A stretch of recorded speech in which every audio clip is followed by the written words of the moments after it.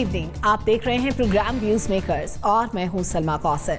नाजरीन, वजीर आजम ने टैक्सेस में कमी के लिए तजावीज़ मांग ली है। कहते हैं बिलवास्ता टैक्सेस का बोझ गरीब आवाम के लिए मुश्किलात में इजाफा करता है। हम अपने तज्जियाकारों से आज पूछेंगे कि हुकूमती मुआशी टीम बिलवास्ता या बिलावास्ता टैक्सेस में क्या कमी ला सकेगी। और इसके बाद बात होगी अक़वाम मुत्तहिदा की एतराफ़ी रिपोर्ट की, जिसने पाकिस्तान के मौक़िफ़ पर मोहर ज़ब्त कर दी है कि भारत पाकिस्तान में तख़रीबकारी की कार्रवाइयों में मुलविस है। पहले डिसइंफो लैब के इंकशाफात और अब ये रिपोर्ट क्या भारत के खिलाफ जबान खोलने पर दुनिया को आमादा कर सकेगी। और आखिर में बात होगी वकला के इस्लामाबाद हाई कोर्ट पर हमले की। बात करने के लिए हमेशा की तरह हमारे 5 तज्जियाकार हमारे साथ हैं। नासिर बेग चुगताई साहब हमारे साथ, lieutenant general retired Amjad Shoaib साहब हमें ज्वाइन कर रहे हैं। इसके अलावा जुनैरा अजहर, मुज़म्मिल सोहरवर्दी और डॉक्टर नाजिर महमूद साहब भी हमारे साथ मौजूद हैं। बहुत शुक्रिया तमाम मुअज़्ज़िज़ मेहमानों के वक्त का। पहले टॉपिक की जानिब आएंगे। वज़ीर आज़म इमरान खान ने कहा है कि हुकूमत की अव्वलीन तरजीह आम आदमी का मफाद है। मुश्किल मुआशी हालात की वजह से गरीब लोग ज़्यादा मुतासर होते हैं। हुकूमती मुआशी टीम के इजलास की सरबराही में वज़ीर आज़म ने यह भी कहा कि बिलवास्ता टैक्सेस का बोझ सबसे ज़्यादा गरीब तबके पर पड़ता है। तो इस पर हमारा सवाल ये है कि टैक्सेस कम करने की जो बात वज़ीर आज़म ने की है, क्या ये अमली तौर पर मुमकिन हो पाएगा? नासिर बेग चुगताई साहब। प्राइम मिनिस्टर ने बिल्कुल दुरुस्त कहा कि इनडायरेक्ट और डायरेक्ट टैक्सेस का बोझ अवाम पे पड़ता है और अवाम ही जेरबाल होते हैं। अशराफिया को फ़ायदा होता है। अशराफिया दोनों हाथों से खेलती है। अगर कीमतें कम की जाती हैं तब भी अशराफियों का फ़ायदा होता है। पेट्रोल की प्राइस कम होती है तो पेट्रोल गायब कर देती है, गंदम गायब कर देती है, चीनी गायब कर देती है। नुकसान अवाम को होता है। और अगर जो प्राइम मिनिस्टर ने तजवीज़ पेश की बहुत शानदार है, मैं बड़ी इसकी तायद करता हूँ, हिमायत करता हूँ। लेकिन आपका जो जुमला है प्रैक्टिकली मुमकिन हो पाएगा, ये बड़ा इंपॉर्टेंट है। हम बड़ी कहानियाँ करते हैं, बड़े ख्वाब देखते हैं, बड़े आदर्श है हमारे, बड़े हम बातें करते हैं अवाम की, और हर दरिया इरफात के किनारे कोई भूखा ना मरे, इस पर हम यकीन रखते हैं। बहुत कच्चे कहानियाँ सुनाते हैं, लेकिन अमल ही कुछ नहीं करते। अगर आप अपना बिजली का बिल अभी उठा लें, गैस का बिल अभी उठा लें आप, तो उसमें इतने खुफिया टैक्सेस आप पर लगे हुए हैं कि आप सोच नहीं सकते। अगर इन टैक्सेस को ख़त्म कर दिया जाए तो गरीब आवाम बेचारे थोड़ी सांस ले पाएंगे। अभी जो आपने बिजली की कीमत बढ़ाई है वो तो उनके लिए बढ़ा दी ना जिनका जो 300 यूनिट चलाते हैं मुश्किल से, उनके लिए बढ़ा दिया आपने। फिर पेट्रोल का लेवी देखें आप, जो उस पर लगी हुई है 40 रुपीज़। यार खौफ करें, 40 रुपये आपने टैक्स लगाया हुआ है, बाकी आप कहते हैं उसका आना जाना है, उसकी कीमतें खरीद है। तो 40 को आप 20 कर सकते हैं, आप जीएसटी के बारे में रिव्यू कर सकते हैं, लेकिन ये आप नहीं कर पाएंगे क्योंकि IMF का डंडा सर के ऊपर है। वो सर पे आपके दौतल मारता रहता है और आप भी कहते रहते हैं कि हम IMF का मौतल प्रोग्राम बहाल करेंगे। जब बहाल करेंगे आप तो यकीन तौर पर आपको सारे काम करने होंगे जो IMF चाहता है। मेरा ख्याल है अच्छे मकासद हैं, लेकिन फिलहाल अमलन मुमकिन नहीं है। ठीक है जनरल साहब, अभी नासिर बेग चुगताई साहब ने हिडन टैक्सेस की बात की है। बात उनकी दुरुस्त थी कि हम बिजली का बिल उठा के देखें, हम कहीं खाने के लिए भी जाते हैं तो इतने टैक्सेस होते हैं कि एंड पे हमारी जो टोटल अमाउंट होती है वो एक्चुअल से समटाइम्स एक्सीड कर रही होती है। तो कैसे मुमकिन हो पाएगा, ये टैक्सेस कैसे कम होंगे? बिस्मिल्लाहिर्रहमानिर्रहीम। देखिए, पहली बात तो ये है कि हर हुकूमत, इनकी हो या कोई भी हो, उसकी अव्वलीन जिम्मेदारी यही होती है कि वो आवाम के लिए मुश्किलात कम करे, उनके लिए सहूलियात पैदा करे, और या उनकी ज़राए आमदन बेहतर हों कि उनकी आमदनियाँ बढ़ें, या ये कि फिर उनके ऊपर टैक्सेस वगैरह कम किए जाएं ताकि वो उनके ऊपर महंगाई का बोझ कम हो। तो ये तो एक जिम्मेदारी है जो पूरी करनी चाहिए। और मैं समझता हूँ कि इस हुकूमत के चूंकि दिनों में काफ़ी महंगाई बढ़ी है, उस पर तनकीद बहुत हुई है, और उस तनकीद की वजह से गालिबन इनकी तवज्जो भी अब इस तरफ ज्यादा है। अब इसके लिए एक आपको इरादा चाहिए, थोड़ी मगजमारी करनी पड़ती है। ये नहीं है कि हुकूमत को कोई नुकसान हो जाएगा उससे। अगर आप टैक्सेस एक जगह पे कम करते हैं तो किसी और ब्रैकेट में आप बढ़ा लेते हैं, तो वहां पे आपको कुछ पूरा हो जाता है आपका हिसाब किताब। लिहाजा ये मेरा नहीं ख्याल कि इतना कोई बहुत बड़ा मुश्किल काम होगा। अगर इसमें मिसाल और हम अमूमन देखते रहे हैं कि जो बिजली इस्तेमाल करने वाले लोग हैं उनकी यूनिट्स अगर आपने रखे हुए हैं कि 100 यूनिट तक ये कीमत होगी या उनसे ये चार्जेस दिए जाएंगे पर यूनिट, तो आप 100 की बजाय उनका 150 कर देते हैं, या उन 100 की कीमत आप कम कर रहे हैं और भी मजीद कम करते हैं तो कहीं और आप बढ़ा लेते हैं, तो वो बैलेंस आउट हो जाता है। लिहाजा इस पे मेहनत की जरूरत है। अगर आप देखेंगे कि ये अगर वाकई सिंसियर हैं, मेहनत कर रहे हैं इसमें, तो मेरा अपना अंदाजा है कि एक लोअर ब्रैकेट को कुछ ना कुछ फायदा पहुंचाने में कामयाब हो जाएंगे। ठीक है जुनैरा, बात तो की गई है इनडायरेक्ट टैक्सेस की, बिला वास्ता जो टैक्सेस हैं, लेकिन जो बिल वास्ता हो या बिला वास्ता हो, दोनों का बोझ अल्टीमेटली गरीब आदमी पर तो पड़ेगा। जो लोग अफोर्ड कर सकते हैं उनके लिए तो मसला नहीं है, कितने भी टैक्सेस हो वो आराम से दे देंगे। तो गरीब आदमी को बेसिकली रिलीफ देना कितना मुश्किल काम है, और कैसे एक तबके को टारगेट किया जाएगा? या तो सबके लिए टैक्सेस खत्म करना होंगे, या फिर गरीबों को भी अगर छूट दे रहे हैं तो फिर अमीरों को भी छूट देना होगी।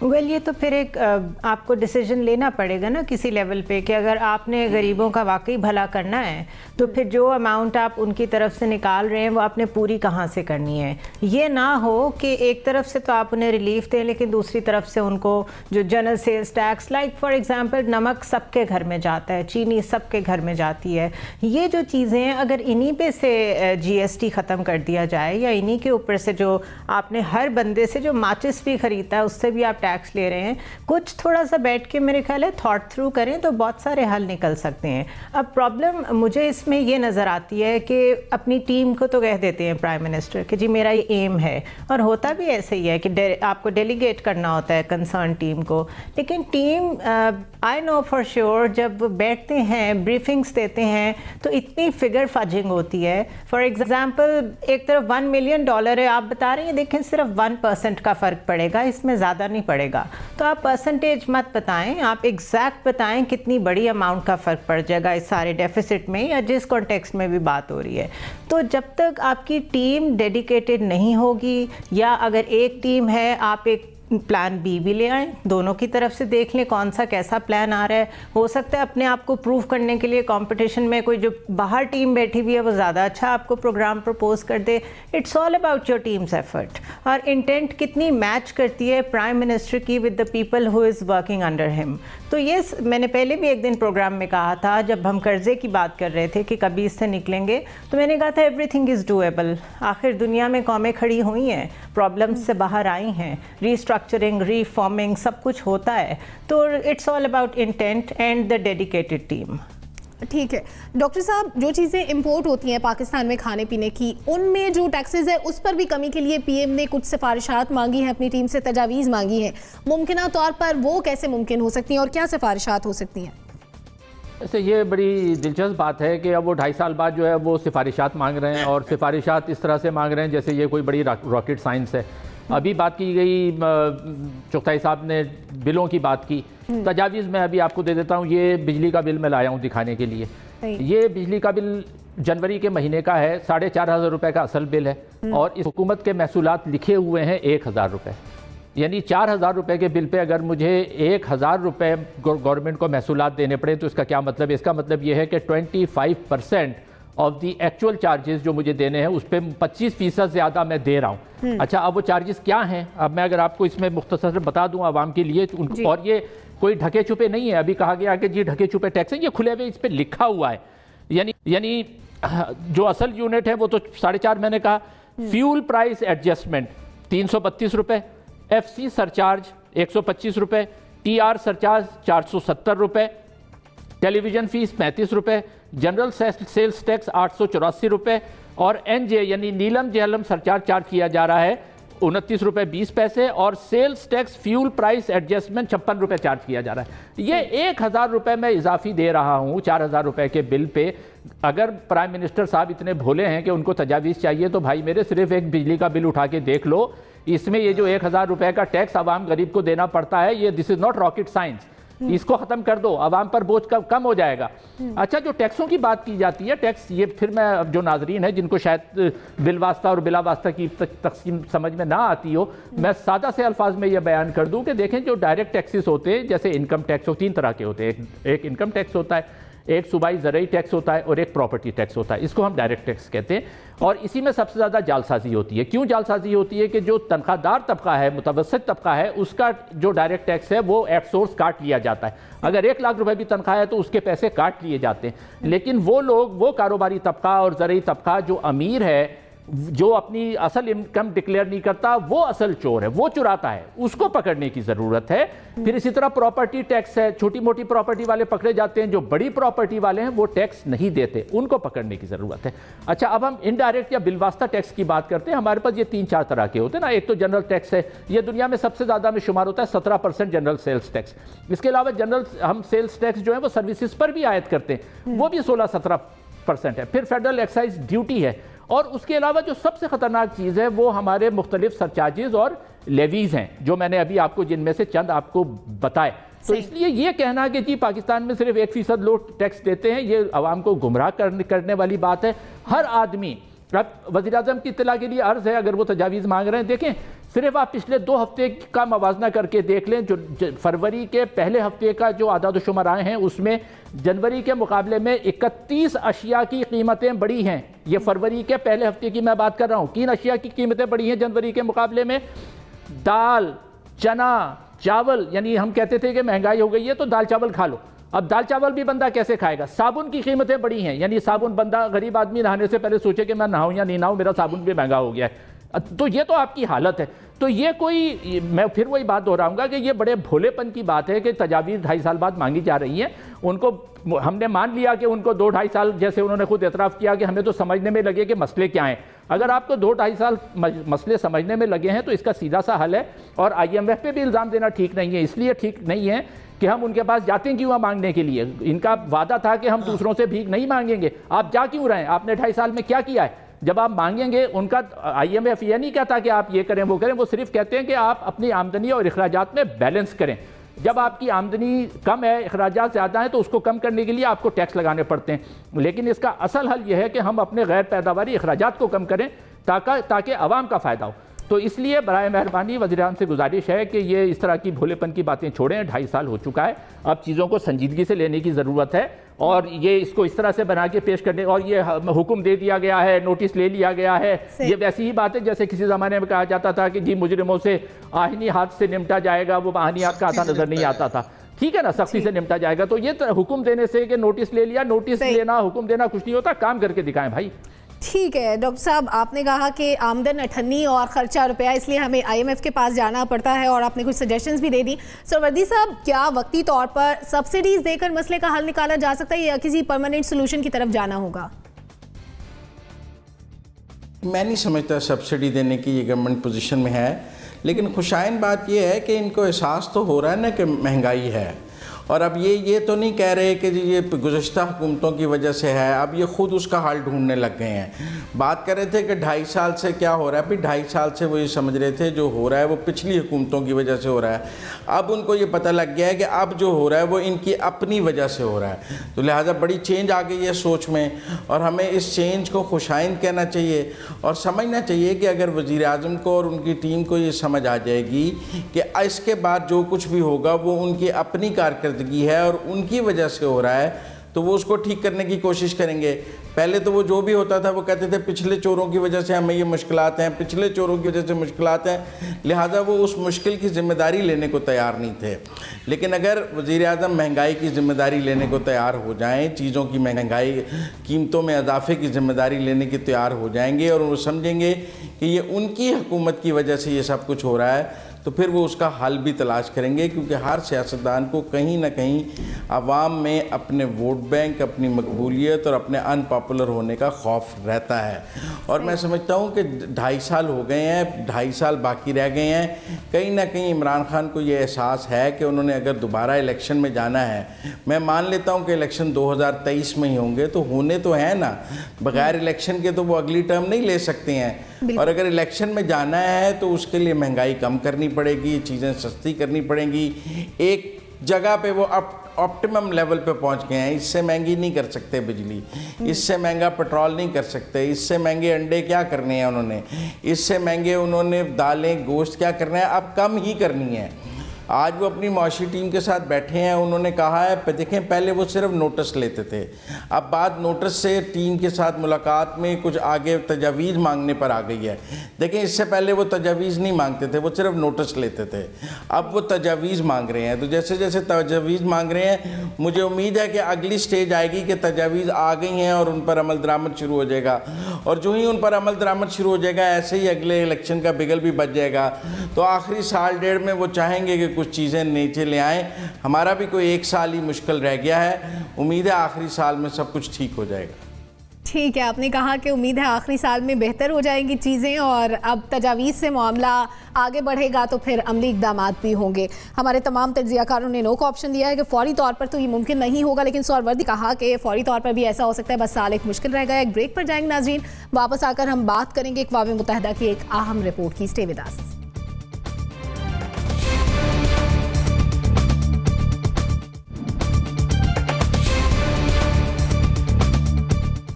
वेलकम बैक नाजरीन। दहशतगर्दी के खिलाफ पाकिस्तानी कोशिशों का आलमी सतह पर एतराफ़ कर लिया गया है। अक़वाम मुत्तहिदा मॉनिटरिंग टीम की 27वीं रिपोर्ट में इंकशाफ हुआ है कि TTP के मुनक़सिम धड़ों को भारतीय हिमायत से अफगानिस्तान में इकट्ठा किया गया है। ये दहशतगर्द ग्रुप पाकिस्तान के लिए खतरा है। तो हमारा सवाल है कि क्या इस पर आलमी इदारे भारत की मजम्मत भी करेंगे? जनरल साहब। बिस्मिल्लाहिर्रहमानिर्रहीम। देखिए, मजम्मत का तो सवाल पैदा नहीं होता। ये एक ऐसा मसला है जहाँ पे कि इखलाकियात का कोई अमल दखल नहीं है, एक मफादात की सियासत होती है और उसके मुताबिक चीज़ें चलती हैं, और मेरा नहीं ख्याल कि इस स्टेज के ऊपर ये होगा। लेकिन एक लिहाज से आप देखिए कि ये बहुत बड़ी आपकी एक अचीवमेंट है कि आपने एक इंडिपेंडेंट अदारा यूनाइटेड नेशन, जिसका कि जिस पे हम लोग डायरेक्टली इन्फ्लुएंस नहीं कर सकते, आपने उनसे जो रिपोर्ट हासिल की है वो आपकी कोशिशों का एतराफ़ भी करती है और भारत के रोल के बारे में, भारत का जो कुछ वो कर रहा है उसकी तरफ भी उसने कुछ निशानदेही की है। ये रिपोर्ट जो है ये मुकम्मल तौर पे मैं नहीं कह सकता कि ये वाकई एक मुकम्मल तौर पे गैर जानबदाराना रिपोर्ट है। अब देखिए कि हमने जो डोजियर दिया था उसमें हमने 66 ऐसे कैंप आइडेंटिफाई किए थे अफगानिस्तान में जो रॉ के जेर सरपरस्ती वहां पे चलाए जा रहे हैं। अब ये वो चीजें हैं जो कि जमीन पे मौजूद हैं, जिनको जाके देखा जा सकता है, लेकिन उनका जिक्र नहीं किया गया। इसी तरह अगर बरस से पिछले इतने सालों से आप देख लीजिए कि 15 सालों से तो हम ये भारत का झूठ का भी किस्सा निकल आया, लेकिन हम ये कह रहे थे कि 15 सालों से हम ये कह रहे हैं कि भारत वहां से ये सारा कुछ करवा रहा है और ये अमेरिका के अपने नाक के नीचे हो रहा है। CIA वहां मुलव्वस है और नेटो के वजह से बेशुमार इंटेलिजेंस एजेंसीज हैं, सारी एक कितना बड़ा नेटवर्क वहां पे काम कर रहे हैं इंटेलिजेंस एजेंसीज का मगरबी दुनिया का। क्या ये उनकी आनत, उनकी इजाजत के बगैर हो रहा है? अगर नहीं तो कम से कम इसमें खामोशी उनकी जो है वो आप कह लीजिए कि उनकी रजामंदी जाहिर करती है। तो उस पर किसी ने कोई तस्करा नहीं किया, लेकिन इससे अब फायदा उठाना चाहिए। असल चीज ये है कि जो भारत FATF में आपको लेके गया था, जिस चीज की वजह से, वो ये था कि यूनाइटेड नेशन ने जिन लोगों को टेररिस्ट डिक्लेयर किया है, पाकिस्तान उनके खिलाफ एक्शन नहीं करता। लेकिन इस रिपोर्ट ने एतराफ किया है कि न सिर्फ पाकिस्तान ने उन लोगों को गिरफ्तार करके सजाएं दिलवाई हैं, बल्कि उनके एसेट्स वगैरह भी जब्त किए गए हैं। तो ये वो चीजें हैं जिनको लेके पाकिस्तान अब FATF में जा सकता है, अपने केस के लिए भी और भारत के खिलाफ भी, कि ये इनके बारे में ये शवाहिद आ चुके हैं। तो हमें उधर फायदा उठाना चाहिए, इस चीज में नहीं ज्यादा कोशिश करनी चाहिए कि कोई बड़ी ताकत उनकी मजम्मत करे, वो शायद ना हो, लेकिन जो प्रैक्टिकली आप जमीन पे अपनी कोशिश से फायदा उठा सकते हैं वो हमें जरूर उठाना चाहिए। ठीक है नासिर भाई। ताई साहब, अभी जनरल साहब ने इखलाकियात का जिक्र किया, मैं उसे लिंक करना चाहूँगी उस बात से। पुलवामा के बाद ये जो अर्नब गोस्वामी की चैट सामने आई, उसमें पता चला कि भारत ने तो खुद अपने लोगों को मरवाया था। तो जो मुल्क अपने लोगों को खुद मरवा सकता है, ऐसी रियासत से इखलाकियात की तवक्को तो हम क्या रखें? क्या इतनी चीज़ें सामने आने के बाद हम दुनिया से ये उम्मीद करें कि कोई ना कोई मुल्क इसके खिलाफ आवाज़ उठाएगा, कोई मजम्मत करेगा? देखिए, अब ये रिपोर्ट जानी है सलामती कौंसिल 26 मॉनिटरिंग रिपोर्ट है, मॉनिटरिंग टीम की रिपोर्ट है। उनकी फाइंडिंग है, जैसी भी फाइंडिंग है, थोड़ी बहुत बेहतर है, थोड़ी बहुत हमारे हक में ना सही, थोड़ा बहुत सच बोलने की कोशिश की इन लोगों ने।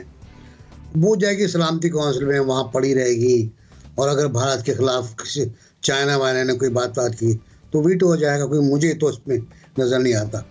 जहाँ अखलाकियात की बात है वो ये है कि मैं कल सुन रहा था मोदी जी को, और फरमा रहे थे खलीफा मियाँ नॉट मियाँ, खलीफा मियाँ, और 4-5 नाम लिए उन्होंने,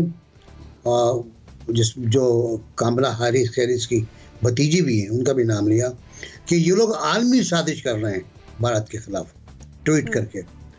अब आलमी साजिश किसानों की हक में, अगर मैं तो कहता हूँ कि किसानों के हक में हम सबको बोलना चाहिए। हम सब चुप हैं कि हमारा मुजरमाना है। किसानों की अजीमुशान तहरीक जो भारत में उठी है, इससे पहले कभी नहीं उठी। इससे पहले शहरी एक्ट के ऊपर एक सेकुलर तहरीक उठी थी, शाहीन बाग की नाम से, जो कोरोना ने इसको मार दिया। और वो, लेकिन ये तहरीक वो तहरीक है जो दुनिया भर के किसानों के लिए बहुत इम्पोर्टेंट, और इसकी हिमायत करनी चाहिए। अब वो जहाँ तक इनका ताल्लुक है टीटीपी का, ये 5 लोग हैं, 5 ग्रुप हैं अहदार वगैरह, जो मुत्तहिद हैं पाकिस्तान और काबुल में मुत्तहिद। हम सबसे बात के बारे में बात कर लेते हैं। हम ये नहीं कहते कि काबुल क्या कर रहा है हमारे साथ। काबुल का ख़ास इलाका है, वो चंद माइल्स के ऊपर है जहाँ पर काबुल गवर्नमेंट है। वो हमारे साथ क्या कर रहा है उसके तो हम खुशामद में लगे रहते हैं कि हम तुम्हारे भाई हैं, तुम पे जानिसार है, तो हमको सब कुछ तुम्हारा है, तुम्हारे यहाँ अमन होगा तो हमारे यहाँ अमन होगा। सही बात भी है, लेकिन ये कब तक करेंगे हम? कब तक हम अपने सरहदों पर अपनी बाढ़ के ऊपर हमले और अपने जवानों की शहादत बर्दाश्त करते रहेंगे जो अफगानिस्तान से होती है? तो थोड़ा सा हमें टफ स्टैंड लेना पड़ेगा यार, थोड़ी सी बात करना पड़ेगी। और मैं नहीं समझता कि ये जो रिपोर्ट आई है इससे मुझे कोई फायदा होगा पाकिस्तान। ये नहीं, अब आगे बढ़ना होगा और मजीद भी कुछ करने की ज़रूरत है। ज़ुनैरा, वो मुल्क जो ना सिर्फ आलमी साजिशों में मुलविस है बल्कि पड़ोसी ममालिक भी महफूज नहीं है। चीन को नहीं बख्शा भारत ने, हर तरफ सरहदी तनाज़ात हैं, कभी कोई मसला, कश्मीर में जुल्म सितम हो रहा है। इतने सारे मामला जमा होने के बावजूद भी हमें आवाज़ नहीं आती कहीं से भी, कोई ये नहीं कहता कि बुरा हो रहा है। क्यों? क्योंकि हम लोग को करिकुलम में और हमारे लीडर ये बताते हैं कि अखलाक की जीत होगी, जबकि उन्हें ये पता होता है कि ऐसा कुछ नहीं होता। इंटरनेशनल अरीना में भी, लोकल पॉलिटिक्स में, एक छोटी सी गांव की पॉलिटिक्स में भी जीत किसकी होती है? Might is right. जिसके स्ट्रेटेजिक इंटरेस्ट ज़्यादा बड़े होंगे वो उसके लिए ज़्यादा इंडोर्स करेगा चीज़ें, वो उतने बजट और उतने पैसे भी बांटेगा, उतने लोग भी ख़रीदेगा। यही आप सिनेरियो उठा के इंटरनेशनली ले जाएं तो मर्सनरीज़ को ख़रीद के आइसिस को प्रोड्यूस किया, दाइश को प्रोड्यूस किया, उससे पहले तालिबान को प्रोड्यूस किया। तो पूरी दुनिया को, एक वर्ल्ड ऑर्डर को अगर इनफॉर्मल मर्सनरीज या किलर्स की तरफ जो लेके गया, वो कौन लेके गया है? वो यूनाइटेड स्टेट्स ऑफ अमेरिका लेके गया। क्यों लेके गया? क्योंकि उसकी रेट चैलेंज होती थी सोवियत यूनियन की तरफ से। तो ये इतनी बड़ी मगरमच्छों की गेम है। इसमें अगर हम ये समझें कि अखलाकियात और सच्चाई ये चीज़ें मैटर करती हैं, तो sorry, they don't matter. What matters is कि आपका जो भी सच है, हर एक की अपनी रियलिटी है, हर एक की अपनी सच्चाई है और हर एक का अपना पर्सपेक्टिव है। कौन उसको कितना इतना ज़्यादा बोलता है कि वो सच लगने लगे, कौन इतना ज़्यादा प्रोपेगेंडा करता है कि दुनिया उसकी तरफ मतवज्जो हो जाए, दिस इज़ व्हाट मैटर्स। अब अक़वाम मुत्तहिदा की रिपोर्ट आई है, उससे पहले हमने डोजियर भेजा है, उससे पहले बालाकोट के बारे में, फिर अर्नब गोस्वामी के बारे में, डिसइंफो लैब में, ये गॉड सेंड अपॉर्चुनिटीज़ हैं कि खुद एक्सपोज हो रहा है इंडिया। हम कितना ज़्यादा उसके ऊपर काम कर रहे हैं, मुझे तो ये जानने की ज़रूरत है। हम कितना उसके ऊपर एक्शन ले रहे हैं, मुझे ये जानना है। 14 कॉन्सुलेट ऑफिसेस बनाए गए थे काबुल में पाकिस्तान के खिलाफ यूज़ करने के लिए एज अ सेंटर्स, जहाँ पे रॉ सिर्फ काम ही यही करती थी, लोगों को, टीटीपी को ट्रेनिंग कैंप्स थे वहाँ पे और पाकिस्तान में भेजती थी। हम यहाँ बैठ के कहते हैं जी हमें तो पीस चाहिए, इसी तरह हम कहते हैं हम आपसे मुज़ाकरात करने को तैयार हैं। ये डिफेंसिव पोस्चर आपको क्या दे रहा है? आज तक इसने कुछ दिया आपको? तो फिर ज़रा ऑफेंसिव को ट्राई कर लें। फॉर गॉड से कुछ खड़े हो जाएं, कुछ बताएं दुनिया को कि आपने डेटरेंस क्यों रखी हुई है। आपकी फ़ौज सारी दुनिया में अवार्ड्स लेती है, सैंडहर्स्ट में, रॉयल कॉलेज में, हर जगह जाएं आप, आपका नंबर 1 कैडेट पाकिस्तानी होता है। किस लिए है ये हमारी फ़ौज? तो पॉलिटिशियंस को थोड़ी सी जान बनानी पड़ेगी, थोड़ा सा खड़ा होना पड़ेगा, फॉरेन ऑफिस को एक्टिव होना पड़ेगा। सिर्फ बातें करने से और दुनिया में ये हो गया, उससे कोई फ़र्क नहीं पड़ेगा। ठीक है सर। वर्दी साहब, जो रिपोर्ट सामने आई है उसमें DGISPR ने जो डोसियर पेश किए उनका भी जिक्र है। इसके अलावा ये भी बताया गया है कि भारत किस तरह से दहशतगर्दों को फंड करता है, माली तौर पर भी, इखलाकी हिमायत भी जो करता है, उसका भी जिक्र है। क्या इन तमाम चीज़ों का जिक्र होना काफ़ी है या इससे आगे हम कुछ मजीद तवक्को रखें? देखें, भारत ने तो अपने झूठ का इतना ज़बरदस्त तबल बीटा कि उसका शोर पूरी दुनिया में नज़र आया। हालांकि वो झूठ था, डिसइंफो लैब से भी साबित हो गया, ये मॉनिटरिंग रिपोर्ट से भी साबित हो गया कि सब झूठ था, लेकिन उन्होंने झूठ का इतना ज़बरदस्त तबल बीटा कि हर तरफ शोर नज़र आया। और हम सच की गूंज पैदा करने से कासर हैं। कहाँ है हमारा फॉरेन ऑफिस, कहाँ हैं हमारे कॉन्सुलेट्स, कहाँ हैं हमारे सफारतकार? दुनिया के कितने सफारत खानों में हमने इस मॉनिटरिंग रिपोर्ट के ऊपर प्रेस कॉन्फ्रेंसेस किए हैं, मीडिया के लोगों को ये बताया है, पब्लिक ओपिनियन बिल्ड करने की कोशिश की है। अगर हम इसको लेकर अलमारी में बंद कर लेंगे तो ये किस काम की है? ये कामयाबी जो है वो हम ज़ाया कर लेंगे। ये गॉड गिवन, जिसको ज़ुनैरा कह रही थी कि ये गॉड गिवन गिफ्ट्स हैं, हम ये सब ज़ाया कर लेंगे अपनी जो फॉरेन ऑफिस की नाअहली और नाकामी की वजह से। मैं समझता हूँ कि फॉरेन मिनिस्टर को डोमेस्टिक पॉलिटिक्स में से बिल्कुल आज़ाद करना चाहिए और उनको कहना चाहिए कि आपका काम नहीं है कि आप सेनेट की कानून साजी में, मेरा मतलब आपका काम है खारजा अमूर, वजारत खारजा के आप इंचार्ज हैं। आप दुनिया से पाकिस्तान के लिए बात करें। आप सारा वक्त पाकिस्तान की सियासत पर गुफ्तगू करते रहते हैं और यहीं पर अगले वज़ीर-ए-आज़म बनने के चक्कर में लगे रहते हैं। तो उससे निकलें और किसी तरह पाकिस्तान के लिए काम करें। पाकिस्तान के वज़ीर खारजा को पाकिस्तान के लिए काम करना चाहिए। इन सब चीज़ों पर हमें दुनिया के बड़े मीडिया हब्स से, दुनिया के पब्लिक ओपिनियन में, थिंक टैंक्स के पास जाना चाहिए। उनको मिल भी गई हो तो खुद जाके देनी चाहिए। कुछ इखलाकी शर्म तो होगी, इस पर उनके साथ मिलकर सेमिनार करवाने चाहिए, कुछ पाकिस्तान को काम करना चाहिए। तो मैं समझता हूँ कि इमरान खान साहब से भी दरख्वास्त की जा सकती है कि वो अपने वज़ीर खारजा को थोड़ा रिलीव करें, उन्हें डोमेस्टिक पॉलिटिक्स से ज़रा आज़ाद करें। और हम खुद भी उनसे दरख्वास्त करते हैं कि ये बहुत अहम काम है, पाकिस्तान की बका का मसला है, लिहाजा आप इस पर ज़्यादा तवज्जो दें बजाय इसके कि दूसरे कामों पर जो आपकी तवज्जो है। ठीक है डॉक्टर साहब, आज एक तरफ तो रिपोर्ट सामने आई है जिसमें जो इंकशाफात हुए वो भी आपके सामने हैं। दूसरी जानिब आज कराची में एक बड़ी अहम कार्रवाई हुई है जिसमें 5 दहशतगर्द गिरफ्तार किए हैं CTD ने, जो कि बहुत ही मज़मूम अज़ाइम रखते थे। सिंध असेंबली की इमारत समेत दीगर अहम इमारतों पर हमला करना चाहते थे। तो इन अदर वर्ड्स हमने कराची को एक बड़ी तबाही से बचाया है। क्या इसमें भी गैर मुल्की एजेंसीज के मुलविस होने का इम्कान मौजूद है? और अगर ऐसा है तो वो ऑब्वियसली भारत की तरफ से उनको सपोर्ट किया जाता होगा। अब हम इस मामले पर कैसे आवाज़ उठाएं? देखिए, दो बातें तो बिल्कुल वाज़े हैं। एक बात तो ये बिल्कुल वाज़े है कि दुनिया का कोई भी मुल्क अगर दूसरे मुल्क में मुदाखलत करता है, उस मुल्क को गैर मुस्तहकम करने की कोशिश करता है, तो ये एक बहुत घिनौना और मुजरिमाना अमल है जिसकी हर हालत में मजम्मत होनी चाहिए और दुनिया भर को करनी चाहिए। और वो कोई भी मुल्क हो, वो अफ़गानिस्तान हो, भारत हो, पाकिस्तान हो, कोई भी मुल्क हो, अगर कोई ये करता है तो उसकी मजम्मत होनी चाहिए, पहली बात। दूसरी बात, इसमें भी कोई शक नहीं है कि मोदी हुकूमत, मोदी ज़ाती तौर पर ख़ुद एक मुजरिम जराइम पेशा आदमी है। BJP जो पार्टी है वो भी जराइम पेशा आदमी है। वहाँ उन्होंने मुसलमानों के साथ जो किया जा रहा है, दूसरी अक़लियतों के साथ जो किया जा रहा है, कश्मीर में जो किया जा रहा है, वो एक इंतहाना घनावना गैर आइनी, उनके अपने आइन के मुताबिक गैर आइनी है, जिसकी जितनी भी मजम्मत की जाए कम है। ये तो पहली बात। दूसरी बात, हमें अपने ऊपर भी थोड़ी नज़र डालनी चाहिए और इस रिपोर्ट की बात करनी चाहिए। देखें, कल से ये शोर मचाया जा रहा है कि वो रिपोर्ट ने जो है वो बड़े इंकशाफात किए हैं और पाकिस्तान की कोशिशों की तारीफ़ की है और भारत की मुदाखलत पर भी बात की गई है। देखें, ये रिपोर्ट आजकल इंटरनेट का दौर है। मैं अगर तज्ज़ियेकार मेरे नाम के नीचे लिखा है या मैं सहाफ़ी होने का दावेदार हूँ तो मेरे पास कुछ फैक्ट्स चेकिंग भी होनी चाहिए। आजकल चंद क्लिक्स पर रिपोर्ट मिल जाती है। आप सिर्फ ये टाइप करें कि 27th UN report of analysis and monitoring, आप टाइप करें, आपको रिपोर्ट आ जाती है। वो 23 पेज की रिपोर्ट है। उस पर तारीख जो है वो जनवरी के आखिरी हफ्ते की है, लेकिन रिलीज़ की गई है वो 3 फरवरी को।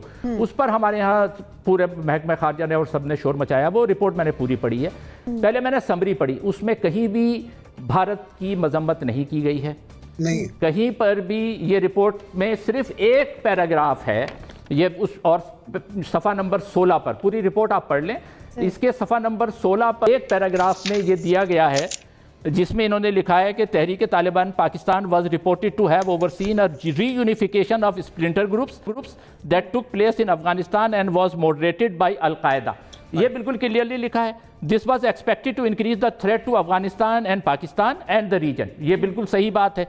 5 एंटिटीज़, उन एंटिटीज़ के नाम है जिसमें जमातुल अहरार है, हिजबुल अहरार है, और अमजद फारूकी ग्रुप है, उस्मान सैफुल्लाह ग्रुप है, शहरयार महसूद ग्रुप है, ये सारे ग्रुप्स हैं। और जो जहाँ पर जिक्र भी हुआ है तो ये कहा गया है कि मेंबर स्टेट रिपोर्टेड, यानी मेंबर स्टेट की रिपोर्ट को उन्होंने कोट किया है। उन्होंने ये नहीं कहा कि हमने कोई इन्वेस्टिगेशन की है जिसमें ये बात साबित हुई है। तो हमें, जब हम दावे करते हैं तो हमें रिपोर्ट को बहुत गौर से पढ़ना चाहिए और ये देखना चाहिए कि उनमें अल्फाज क्या इस्तेमाल किए गए हैं और वो बात किस तरह से कही जा रही है। अगर ये कहा जाता है कि जी पाकिस्तान ने ये कहा, तो इसका मतलब ये कि वो पाकिस्तान का बयान दोहरा रहे हैं, उसमें कहीं पर भी कोई प्रूफ की बात नहीं की गई है कि जी ये साबित हो गया कि हिंदुस्तान, हम कल से या 3 दिन से शोर ये मचा रहे हैं कि ये अक़वाम मुत्तहिदा की रिपोर्ट में इस बात का एतराफ़ कर लिया गया है कि भारत पाकिस्तान में मुदाखलत कर रहा है। मैं आपसे कह रहा हूं कि ये 23 सफ़े की रिपोर्ट है, ये पूरी रिपोर्ट पढ़ लें, कहीं भी ऐसा स्टेटमेंट मौजूद नहीं है।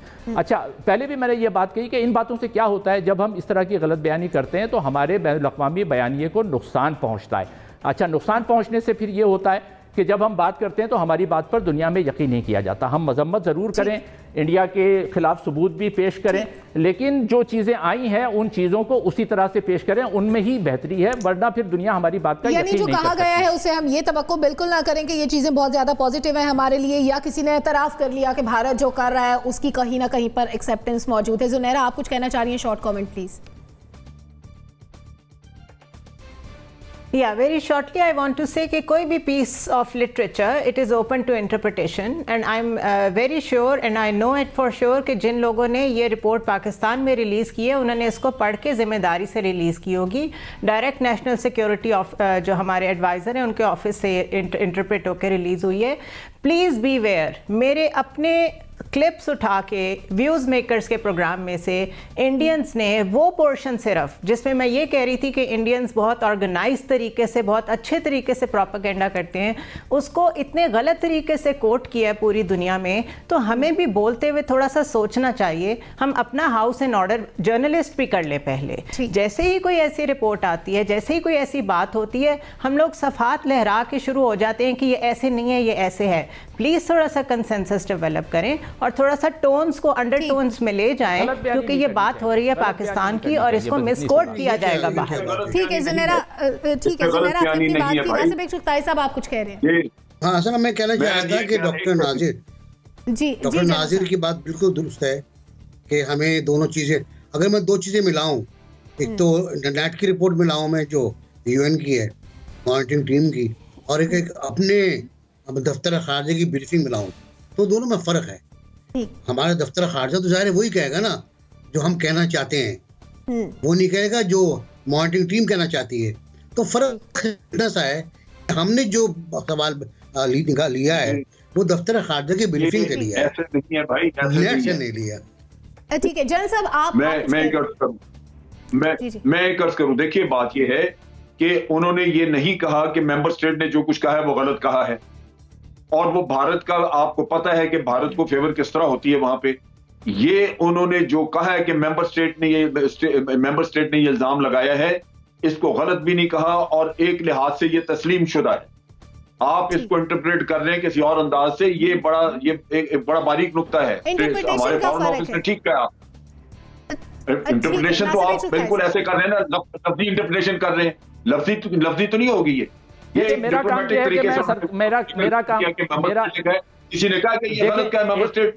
एक सहाफ़ी या तज़कियाकार का काम ये होता है कि वो सरकारी बयानिए पे सवाल उठाए। अगर मैं सवाल नहीं उठा रहा तो मैं अपना हक अदा नहीं कर रहा। मेरे सामने जो चीज़ आती है उसको मुझे न्यूट्रल गैर जानिबदाराना तौर पे देखने की जरूरत है। ठीक है, बिल्कुल ठीक है, बिल्कुल ठीक है। जल साहब, आपने भी अपना पॉइंट ऐड किया। नासिर महमूद साहब, आपने अपनी इज़हार किया। हम एक ब्रेक पर जाएंगे और वापस आकर अगले सेगमेंट की जानिब बढ़ेंगे। Stay with us.